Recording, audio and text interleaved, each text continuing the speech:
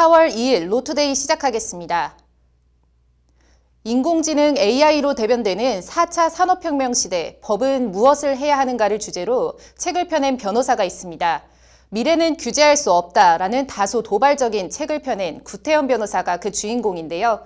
책과 사람들, 오늘은 IT 전문 구태현 변호사를 만나 미래와 법을 키워드로 얘기를 들어봤습니다. 리포트 보시겠습니다. 서울 서초구 법무법인 린 사무실에서 만난 구태현 변호사는 SF 영화 이야기로 인터뷰를 시작했습니다. 레디 플레이어 원이라고 영화 혹시 네. 보셨는지? 아직 못 봤어요. 거기서 이제 장면이 이거 쓰고 있는 게 주인공이잖아요. 제가 사실 그거를 쓰고 있는 그것이 무엇일까? 구태현 변호사는 한 장의 사진을 보여줍니다. 이게 바로 미래 세상 2045년인데 여기서도 주인공들이 이때 2045년 사람들이 다 이걸 쓰고 모든 생활을 해요. 네네. 현실은 이렇게 각자 있는 곳에 있지만 실제 공생활, 공사 생활은 다 이걸 쓰고 해요. 지난 2018년 미국에서 개봉한 레디 플레이어 1은 가상현실을 소재로 하는 영화입니다. A whole virtual universe. People come to the Oasis for all the things they can do, but they stay because of all the things they can be. 2002년 영화 마이너리티 리포트에서부터 2008년 월 2, 2013년 헐까지 미래 사회를 다룬 영화 이야기를 줄줄 꿰고 있는 구태현 변호사는 서류의 시대는 종언을 구하고 있다고 말합니다. 저는 뭐 이렇게 서류나 어떤 가방 이런 것이 없이 그냥 노트북이나 아이패드 하나만 들고 다니면서도 저의 모든 일을 하고 있고 모든 공사 생활을 하고 있습니다. 4차 4차 산업혁명 시대, 구태현 변호사는 이전과는 전혀 다른 세상이 열리고 있다고 단언합니다. 굳이 기억할 필요가 없죠. 예전에는 뭔가를 기억하려고 애를 썼잖아요. 근데 지금은 어떤 걸 그 정보를 기억해서 머릿속에 넣으려는 노력을 할 시간에 그 정보 처리를 좀 더 깊게 창의적으로 하는 곳에 내 정신력을 쓸 수가 있거든요. 인공지능과 블록체인, 빅데이터와 플랫폼, 공유경제. 세상은 눈이 휙휙 돌아가게 변하고 있는데 이 진보를 정책 당국이 따라잡지 못하고 있다는 것이 구태현 변호사의 진단입니다. 오히려 기술의 진보와 역행하는 입법이 막 도입이 되고 소위 말하는 이제 닫힌 규제의 입법들인데 그 전보다 규제의 양이 엄청나게 많아지다 보니까 규제 총량이 많아지고 그리고 책에도 얘기했지만 미래는 규제할 수 없다. 기술은 날로 진보하고 새로운 세상이 열리고 있는데 이를 따라가지 못하고 어떻게 보면 발목 잡기에만 급급한 현실에 대한 비판 어린 성찰과 대안을 모색해보기 위해 구태현 변호사가 펴낸 책 제목입니다. 그 대표적인 사례가 타다라고 구태현 변호사는 말합니다. 우리나라 규제 시스템을 한마디로 말씀드리면 행정 규제가 많고요. 지금 말씀드린 행정 사정 규제가 많아요. 다 인허가 시스템과 이에 준하는 시스템으로 이루어져 있어요. 정부에 물어봐야 돼요. 스스로 하다가는 망해요. 법을 다 검토하고 시작한 타다도 이제 법을 만들어서 없애버렸어요.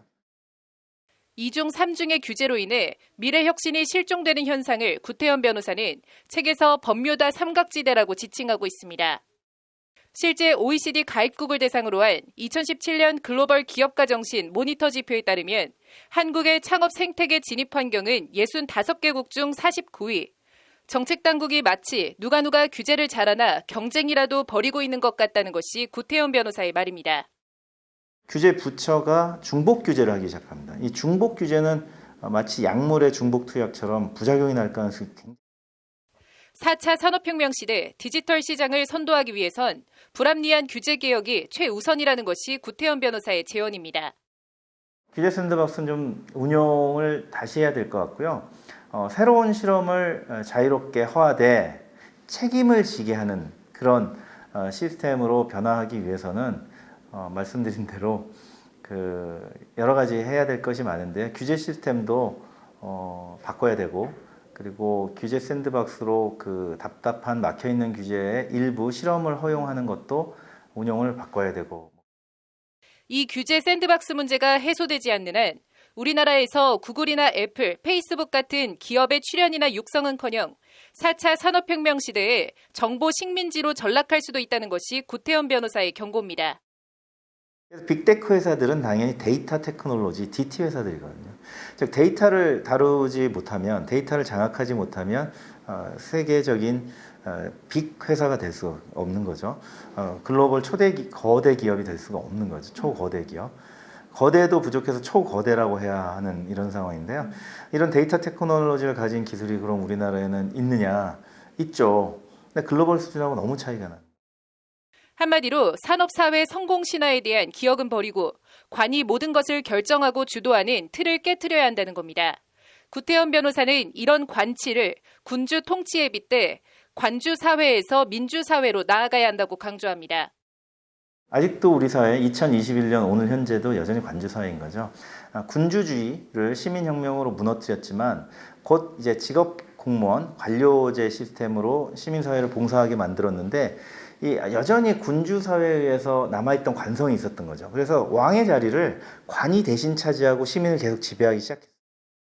이런 관주 사회의 부작용을 해소하기 위해 관치 중심 규제를 시민 주도의 자율 규제로 패러다임을 전환하는데 법률가로서 소명을 다하겠다는 각오를 밝히는 것으로 구태현 변호사는 인터뷰를 마무리했습니다. 이걸 지나고 나면 이제 우리가 자치 역량을 가지게 되고 스스로 자기 일을 알아서 잘하고 법도 잘 지키고 합리적인 시도도 하고 책임감 있는 그런 개인과 기업들이 모여서 시장 경제를 중심으로 국가의 발전을 이끄는 행복을 향해서 함께 가는 이런 민주사회가 올 것 같은데 여기서 이제 법률가로서 말씀드린 대로 관치 중심의 규제를 민주주의적인 규제 시스템으로 바꾸는 것에 기여를 하고 싶습니다. 법률방송 장은지입니다. 네, 이호영 변호사의 뉴스와 법. 오늘은 오토바이 타는 변호사라고 불리고 있습니다. 라이딩 로이어 이호영 변호사와 그의 전공인 오토바이. 그중에서도 오늘 특별히 서울시장, 부산시장 보궐선거와 맞물려서 또 오토바이 차별 얘기해 보겠습니다. 네, 이 변호사님 어서 오세요. 네, 안녕하세요. 네. 최근 라이더들을 대표해서 이제 서울시장과 부산시장 보궐선거 여야 후보 캠프에 정책 질의서를 전달했다는 소식 법률방송에서도 전해드렸습니다. 네, 정책 질의서에 어떤 내용 담겼는지 설명 부탁드릴게요. 지금 먼저 제일 큰 부분은 그 각 지방자치단체장 보궐선거 아니겠습니까? 이 광역 지방자치단체장이 가지고 있는 권한 중에 하나가 자동차 전용 도로를 지정할 수도 있고 또는 지정되어 있던 전용 도로를 해제할 수도 있는 그런 문제가 있어요. 그래서 그것과 관련해서 오토바이 운전자들이 전용 도로를 통행할 수 있도록 해달라. 그 전제 조건으로서 그러면 지정차로를 아예 해제를 하든가 아니면 그것을 완전히 해제하는 것이 조금 어렵다면 임시로 해제할 의향은 없는가. 또 나아가서 이륜차와 관련돼서 교통사고 엄청 많이 발생하잖아요. 그럼 이런 교통사고를 해결하기 위해서 이륜차 운전자의 안전교육 같은 거 해야 되는데 안전교육장에 대한 실태 파악돼 있느냐? 없는 것으로 저는 알고 있는데 그러면은 이런 이륜차 안전교육장을 서울시나 부산시에 마련을 할 계획은 없냐? 이런 등등 이륜차 운전자의 권리와 관련된 전반적인 정책에 대한 질의서를 보냈던 것으로 저는 기억하고 있습니다. 네, 그래서 더불어민주당 박영선 후보 캠프에서 정책 질의서에 대한 답변이 왔다고 들었습니다. 네, 어떤 내용이 담겨 있나요, 거기에는? 가장 먼저 답변서를 보내온 박영선 후보자 캠프의 입장은 그 자동차 전용 도로와 관련해서 규제 샌드박스에 의한 한번 점진적인 해제에 대해서 검토해 보겠다. 이런 입장을 밝혔고 그 다음에 이륜차 안전교육 문제와 관련해서 요즘에 보면 원동기 장치 자전거 면허 소지자가 늘어나면서 청소년의 안전교육 문제가 무엇보다도 중요하다. 그래서 시청, 구청별로 별도의 안전교육 및 홍보를 하고 그 다음에 위법행위나 계도, 단속을 강화하는 등 청소년들의 안전교육을 강화할 수 있는 정책을 펼쳐나가겠다는 입장도 밝혔고 또 주차 문제와 관련해서는 그 관내의 노상 주차장에 또는 부설 주차장 주차 면수 중에 일정 비율에 해당하는 이륜 자동차 전용 주차구역 설치가 필요해 보이는 것으로 보이는데 이 부분에 대해서 적극적으로 방안을 검토해 보겠다 이런 입장을 냈고 마지막으로 이륜 자동차 문제에 관해서 민간 협력을 좀 강화하겠다 이런 입장을 보내왔습니다. 네, 정책 질의서를 전달하시는 날 무응답이면 무응답인 그대로 또 공개를 하겠다 이런 입장을 밝히셨는데 또 국민의힘 후보들은 아직 답변이 오지 않았습니다. 네, 어떻게 평가하시나요? 제가 이제 어제 오늘 계속 확인해 봤는데 지금 국민의힘 후보 측에서 무응답이냐라고 했을 때 무응답은 아니다라는 거예요. 그래서 조금 기다려달라는 입장인 것으로 보여서 네. 지금 아직 4월 7일 선거일까지는 조금 시간이 남았으니까 답변이 오기를 좀 긍정적으로 기대를 해보고 있습니다. 네, 오토바이 지정 차로제 또 말고도 또 자동차 전용 도로 진입 전면 제한, 또 과도한 보험료가 같은 이제 이런저런 불합리한 차별이 많다고 들었습니다. 네, 정책 당국자에게 한 말씀 부탁드릴게요. 정말 한마디만 하면 그냥 그 책상에서 머릿속으로만 생각하고 정책을 하면 안 된다 이런 말을 정말 하고 싶어요. 뭐냐면은 최근에 경찰청 의견서를 보고 정말 다양한 사람들이 분노를 표출하는 것을 저는 보고 있는데 그걸 한마디로 요약하면 이거예요. 너무 모르는 거 아니냐. 이 이륜차의 주행이나 도로의 실태와는 전혀 동떨어져 있는 통계 자료나 이런 거를 가지고 와서 논리적으로 연관도 안 되는 주장을 하고 있으니 보는 사람들은 참 답답한 거거든요. 이륜차 운전자들은 지금 현행 법령이 너무 모순되고 잘못돼 있어서 본인들의 생명권이 침해당하고 있다는 주장을 하고 있는데 거기다 대고 안전하다라는 얘기를 하고 있으니까 오히려 이것은 그 탁상 행정이 전형적으로 이런 식으로 보여지고 있는 예라고밖에는 볼 수 없어서 한마디를 한다고 하면 좀 현실에 관심을 가져주십사 이런 말씀을 좀 드리고 싶습니다. 네, 300만 명 결코 무시할 수 없는 숫자입니다. 오토바이 입장에서 도로 위에서 겪는 불합리한 차별이나 규제 어떻게 개선되는지 지켜봐야 할 것 같습니다. 네, 오늘 잘 들었습니다.